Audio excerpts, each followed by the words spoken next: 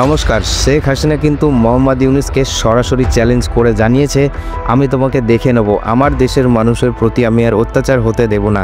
তো চলুন শুনে নেওয়া যাক শেখ হাসিনা কি বলেছেন। আজকে কথা বলছি, যে ঘটনা বাংলাদেশে আজকে ঘটেছে এটা কল্পনাও করা যায় না।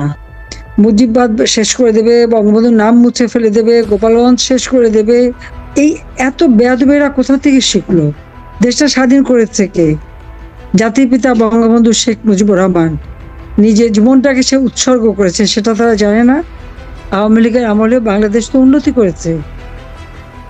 আর আজকে একটি ব্যক্তি ক্ষমতার লোভী 2007 সালে দল করতে এসে যে ব্যর্থ হয় এই ডক্টর ইউনূস, আর তার ক্ষমতার লোভ এবং দেশ বিক্রি করার মুচলেখা দিয়ে, বন্দুকের নল দিয়ে, সন্ত্রাসী জঙ্গি তাদের সহযোগিতা নিয়ে, তাদেরকে ব্যবহার করে, তাদের কাঁধে চেপে ক্ষমতা দখল করেছে।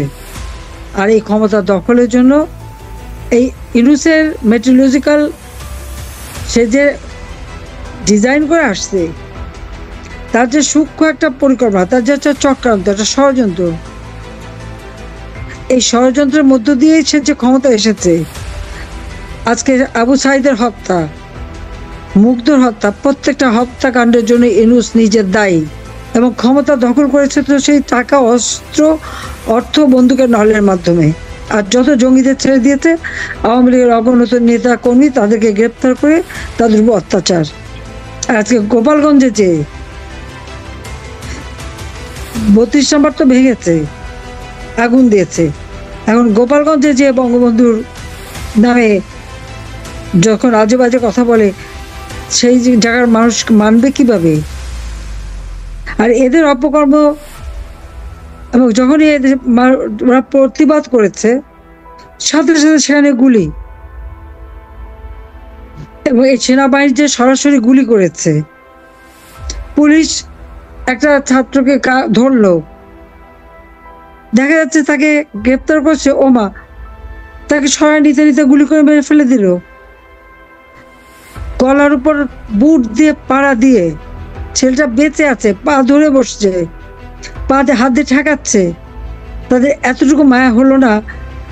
এই সেনাবাহিনীর সৈনিক তার পায়ে, গলার মধ্যে পাড়া দিয়ে, বুট দিয়ে পিষে মারলো। আমাদের এরা তো কোনো উস্কানিমূলক কিছু করেনি, অথচ হত্যা করলো তারা প্রকাশ্য দিবালোকে, সবাই দেখেছে।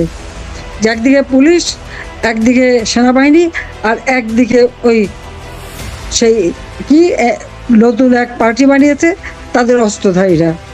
আমাদের ছেলেদের হাতে তো কোনো গুলি বন্দুক কিছু ছিল না, তারা ঢিল ঢিল ছুঁড়েছে, এটা ঠিক।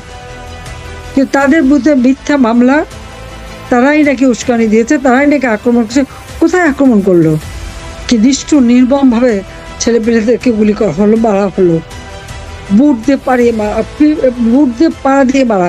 ঠিক 71 সালে পাকিস্তান আলাদা বাহিনী সেই একই কাজ করেছে, সেই একই চিত্র যেন আমি দেখলাম। কারণ 71 সালে আমরাও তো নির্যাতিত ছিল। আমিও তো, আমার বাবাকে গ্রেপ্তার করার পর আমার মাকে গ্রেপ্তার করে, আমি, রেহান, আমাদেরকে একটা একতলা বাড়িতে ফ্লোরের উপরে আমরা পড়ে থাকতাম। আমাদের কিছুই ছিল না, সব লুট হয়ে গিয়েছিল।